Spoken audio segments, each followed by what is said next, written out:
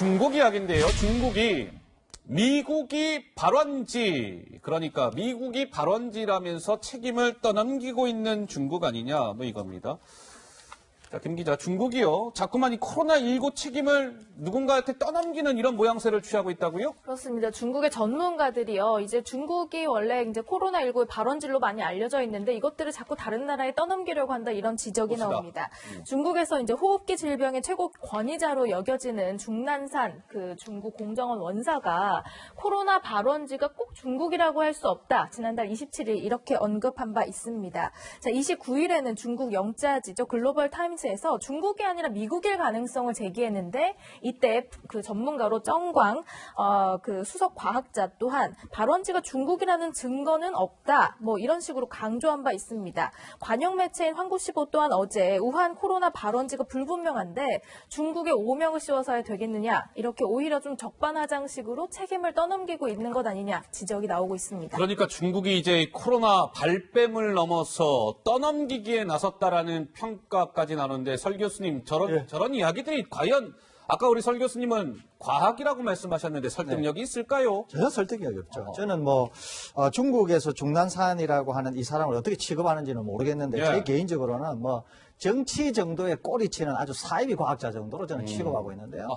저는 별 볼 일 없다 이렇게 보는데 아까 제가 말씀드렸잖아요. 과학이라고. 과학이다. 예, 제일 먼저 코로나19를 보고한 곳이 중국입니다. 그리고 그 코로나19의 연기 서열을 이제 보고한다 그래요. 레포트한 곳이 중국이거든요. 이후에 이 서열하고 이후에 분리된 것들을 비교를 해보면은 초기 발원지가 어딘가 하는 거는 쉽게 찾아낼 수 있습니다. 이것은 그렇기 때문에 자기네들이 이게 발뺌을 한다 그래가지고 이게 발뺌이 되는 게 아니거든요. 근데 이제 지금은 자기네들이 어느 정도 제어를 할 수 있고 미국과의 어떤 정치적 또는 경제적 어떤 이해관계 때문에 각을 세우고 나를 세운다고 이런 얘기를 하는 것 같은데 또는 심지어는 우리나라에 대해서도 일부 한국이 이제 환자가 많아지니까 이거 혹시 한국에서 온 거 아니냐라는 뉘앙스까지 풍기고 있는데 아까 말씀드린 것처럼 이것은 과학입니다. 과학이기 때문에 정치에 경도되어서 이렇게 마치 사이비 종교같이 얘기한다고 해서 이게 뒤집힐 일이 아니기 때문에 전혀 신경 쓸 필요는 없다고 봅니다. 저렇게 중국이 약간 책임 떠넘기기에 나서고 있는 가운데 중국이 말이에요, 시청자 여러분. 우리 교민들 있잖아요. 중국에 있는 우리 교민들. 글쎄요, 참 중국이 우리 교민들을 향해서 김 기자 이런 행동까지 하고 있다는데 무슨 얘기입니까? 네, 한국에서 돌아온 우리 교민들에게요, 직접 소독약까지 뿌리면서 방역에 나서고 있다 이런 소식입니다. 저기가 산둥성 칭다오시의 한 아파트 단지인데요. 한국에서 이제 우리 교민들이 중국으로 다시 돌아가니까 방역 당국 관계자가 뒤를 쫓아가면서 소독약을 계속해서 뿌리고 있는 그런 모습입니다. 방역 차원이라고 이해를 할 수 있겠지만 한편으로는 좀 과도한 것 아니냐 이런 얘기가 들리고 있습니다. 뿐만 아니라요. 주민등록번호상 출생지 번호가 대구, 경북 라는 이유로 좀 격리되는 그런 일도 발생한다고 합니다. 교민 목소리 직접 들어보시죠. 대구 경북 출신 18분이 호텔에서 계속 격리해야 된다. 그렇게 통지가 왔거든요. 어떤 분들은 30년 동안 한 번도 가보지도 않았다. 중국 살면서 주민등록상을 대구, 경북으로 등록된 애들 모두 음성이다. 그런데 대구, 경북 출신이라는 이유만으로 지금 격리가 돼 있는 거죠, 호텔에. 경북, 대구 그 근처도 가지 않았고 그래서 통신 이력에 기지국 교회에서라도 증빙을 하겠다라고 일단 저희가 요청을 드렸는데 그것도 받아들여지고 있지 않거든요. 무조건 출생지가 대구, 경북이면 격리라는 상황이에요. 글쎄요, 이게 어디라고 그랬죠? 산둥성 칭다오시의 한 아파트. 우리 교문이 이제 한국에서 저렇게 칭다오에 도착을 하니까 뒤에 누군가가 저렇게 쫓아가면서 소독약을 뿌려댑니다. 참. 그 가방 보이시죠? 저기 중국에 도착한 모양인데 집에 들어가는데 쫓아가면서 소독약 뿌리고 있습니다. 글쎄요, 저 교민 마음이 어떠했을까요? 자, 잠깐만요. 제가 다음 주제로 넘어가려는 순간 이게 지금 방금 들어온 속보 맞습니까? 맞아요? 네. 코로나19 확진자 하루 만에 613명이 증가해서 토탈 그럼 숫자가 어떻게 됩니까? 4,000 4,335명, 아까 4,212명이라고 말씀을 드렸는데 조금 더 늘었네요. 4,335명, 국내 확진자 숫자가 이제 4,300명대로 됐습니다. 사망자 숫자는 26명 그대로고요. 자, 중국 얘기 조금 더 이어가 볼게요. 자, 이런 상황에서 김 기자, 우리 대한민국이 어쩌다가 참 이런 신세가 됐냐 이런 얘기가 나오고 있다는데 그런 얘기가 왜 나오는 걸까요? 네, 중국 정부가요, 코로나19와 관련돼서 방역 용품을 우리나라에 지원하기로 했다는 소식입니다. 어제 정세균 총리가 이 소식을 권영진 대구시장에게 전하는 모습도 이제 포착이 됐는데요. 그 모습 잠깐 보고 오시죠. 중국에서 마스크 10만 장하고 방호복 1000벌 또 손 세정제 뭐 이런 것들을 보내겠다고 그래서 제가 우리 대구시 권 시장님 앞으로 보내라고 그랬으니까 그분들의 정성이 담겨 있는 것이니까 도착하면 시민들께 잘 활용해 줬으면 좋겠어요. 네, 중국에서 대구에 마스크 10만 장, 방호복 1000벌 등을 지원할 예정이다.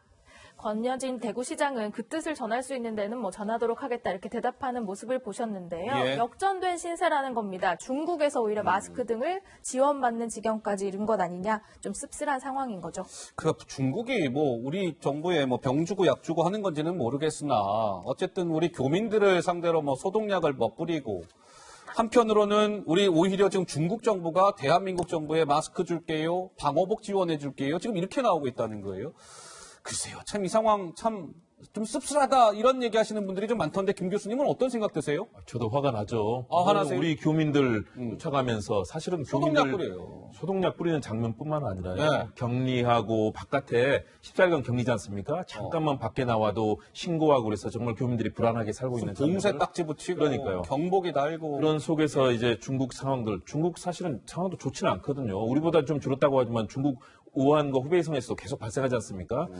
그런 측면에서 이제 화가 나는데 예. 그렇지만 또 거기에서 우리 대구 경북 상황이 좋지 않다는 얘기를 듣고 거기서 보내준 측면들은 예. 우리도 그쪽에 지원하는 것들이 있지 않습니까? 외교는 외교고 화는 나는데 어떻게 하면 이 중국의 상황 극복하면서 우리도 또 이 상황 극복해야 될 것인가? 예. 정말로 정부 당국이 아까 그런 상황에 있어서는 우리 외교 당국이 적극적으로 거기에 대해서 항의하고 우리 교민들에게 함부로 할 수 없도록 적극적인 조치를 취해야 되고요. 우리 정부가 여기에 대해서는 우리 국민을 보호하고 지킨다는 차원에서도 해야 되고요. 또 이런 것들이 또 외교상에서는 또 서로 간에 의가 상하지 않게 만드는 여러 가지를 복합적으로 고려해야 돼서 참 어려운 상황입니다. 자, 설 교수님. 예, 이제 제가 지도하는 학생 중에 중국인 학생이 한 명 있습니다. 그래요? 예, 그래서 제가 이제 중국인 학생에게 물었어요. 혹시 너 길거리에 다닐 때 위협을 느끼거나 아니면 좀 혹시 어려움이 없느냐. 그래서 제가 물었거든요. 그랬더니 막 전혀 없다는 거예요. 그래서 그 친구가 이런 얘기를 했습니다. 뭐라고 하던가요? Koreans are civilized people. 예, 그러니까 무슨 말이냐면 아주 성숙된 시민이라는 거예요. 그래서 자기가 중국인이라고 해서 위협을 가하거나 뭐 전혀 그런 위협을 못 느낀다 이런 얘기를 하는 거예요. 그래서 제가 그런 얘기를 했습니다. 맞다. 우리는 자유민주주의 체제고 전혀 위협을 느낄 필요도 없다. 예. 혹시라도 그런 일이 있으면은 나한테 얘기를 해라. 내가 어떻게든지 보호를 하고 도와줄 테니까. 이런 얘기를 한 적이 있거든요. 그러니까 지금 이런 것들이 우리가 가지고 있는 우월성이라고 보시면 될 것 같습니다. 예, 알겠습니다. 그런데 이것도 뭐 좀 하나 이제 걱정이 되는 대목이라고 해야 되겠죠. 지구촌 곳곳에서 김 기자, 한국에 빗장을 거는 나라가 점점 늘고 있죠, 지금. 그렇습니다. 사실 주변에도 보면요, 결혼식, 뭐 신혼여행 이런 거 많이 취소되고 여행 업계들도 몸살을 앓고 있는데요. 한국의 빗장 거는 지구촌 나라들이 점점 늘어나고 있습니다. 아하. 지금 홍콩이나 일본, 이스라엘 등 36개국이 입국을 금지하고 있고요. 또 입국 절차를 강화하는 나라도 45개국, 세계의 한 3분의 1 넘는 나라가 지금 한국에 대해서 방역 조치에 나선 셈입니다. 예, 그러니까 81개국이잖아요. 지금 입국 금지, 입국 절차 강화 나라 다 더하면 81개국. 참, 세계 3분의 1이 넘는 나라가 한국 방역 조치에 나선 셈이다. 씁쓸하죠. 이런 뉴스 접하면. 그런데요, 이런 일이 있었습니다. 한번 보시죠. 강경화 외교부 장관이 입국 제한이 유감이다라고 전화한 다음 날 무슨 일이 있었냐. 강경화 외교부 장관이 베트남 외교부 장관에게 지난달 28일, 그러니까 며칠 전이죠, 전화를 해요. 뭐라고 이 베트남 장관한테 전화하냐면, 베트남에서 자꾸 한국인들 입국 제한을 시킨다고 하는데요. 그거 좀 과도한 조치인 것 같습니다. 강한 유감을 표명하는 그런 전화를 겁니다. 베트남 장관한테. 그런데 이 다음날 오전에 베트남 장관은 아시아나 인천발 하노이행 항공기의 베트남 공항에 착륙을 불허해요. 그러니까 비행기가 이 아시아나 항공이 인천공항에서 뜨고 베트남으로 가다가 착륙이 안 된다라는 통보를 받고 이륙 40분 만에 인천공항으로 그냥 다시 돌아오는 이런 상황이 있었습니다. 그래서 지금 이런 얘기까지 나오는 거예요. 아니, 강경화 외교부 장관이 상대국에서 무언가 조치를 취하고 난 다음에 유감 전화한들 뭐 하겠습니까? 선제적으로 그런 걸 조치를 취했어야 되는 거 아니에요? 이런 얘기가 나오는 거예요. 그래서 정세균 국무총리도 기업에서 긴급 출장 시에 보건복지부가 발급한 무감염증 증명서 있으면 입국 허락하도록 이런 거 빨리 주요 그 교역국화 협상을 좀 하세요. 외교부 장관이. 이런 얘기까지 나왔다는 거예요. 조 부장 이 상황을 좀 어떻게 보세요? 예, 우선 전 세계 3분의 1이 넘는 81개 국가가 우리 국민들을 입국 금지하거나 입국 제한을 한다는 것. 왜 그렇겠습니까? 자신들, 자국민의 안전과 건강을 위해서는 빗장을 잠궈야 된다. 과연 우리가 여기에 대해서 항의를 할 수 있을까? 우리는 안 했잖아요. 바로 자국민의 안전과 건강이 최우선이다. 우리 다시 한번 이 부분에 대해서 좀 생각을 해야 됩니다. 예. 그리고 두 번째는 강경화 장관이 베트남 외교 장관에게 과도한 조치를 하지 말아달라. 이렇게 통화한 바로 다음 날 하노이행 항공기가 착륙으로 됐다? 그렇다면 우리 외교력이라는 게 과연 있는 것인가? 이걸 극명하게 드러낸 거예요. 외교력이 정말 부재하고 아무런 대책이 없다. 항상 당하고 나서 항의하는 것밖에는 뭐가 있느냐? 이런 면에서 굉장히 씁쓸합니다. 예. 그리고 세 번째는 우리 기업이 과연 이 파고를 헤쳐나갈까? 네. 지금 금방 무감염증이라도 제시하면은 예외적으로 입국할 수 있게 해달라.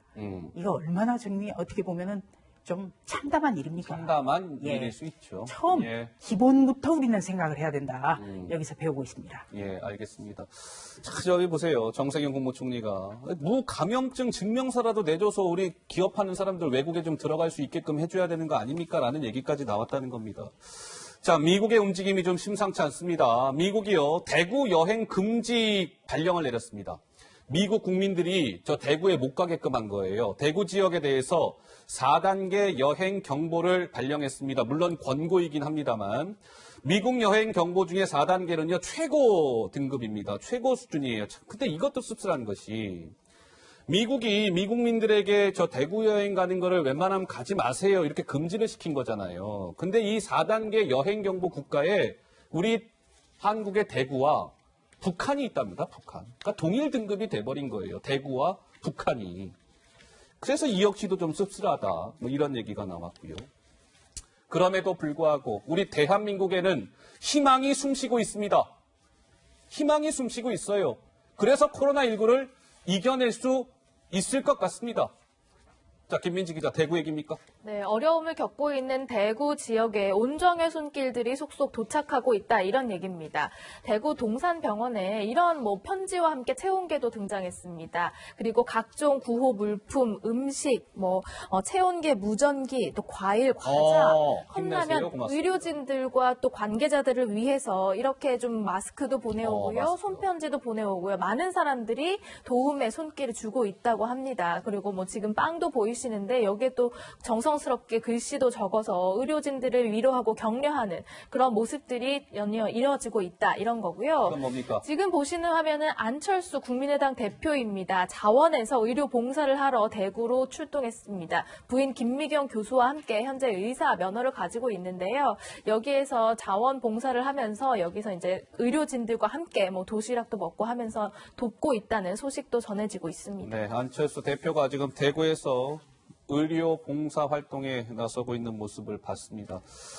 그런데 이제 진짜 어떻게 보면은요, 시청자 여러분, 4.15 총선이 얼마 안 남았습니다. 오늘이 3월 2일이면 이제 4월 15일이 총선이니까 이제 한 달 조금 넘게 남은 셈인데, 이 코로나19 때문에 이 총선과 관련해서 정치권의 지금 이 풍경, 우리가 늘상 보아오던 그런 풍경이 아닙니다. 완전히 이 공천 면접이나 이런 상황도 180도 과거와는 달라졌는데요. 오늘 미래통합당이요, TK, 대구 경북 지역 이 예비 후보들에 대한 면접을 진행했습니다.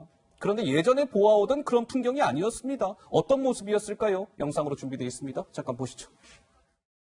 내 말은 잘 들립니까? 들립니다. 내 말은 잘 들리죠? 예. 우리한테 보내는 신호가 안 들려요. 잘 들립니까? 말이 안 들리거든요. 그쪽에서 말씀하시는 게 실무자 상담을 좀 해봐 주세요.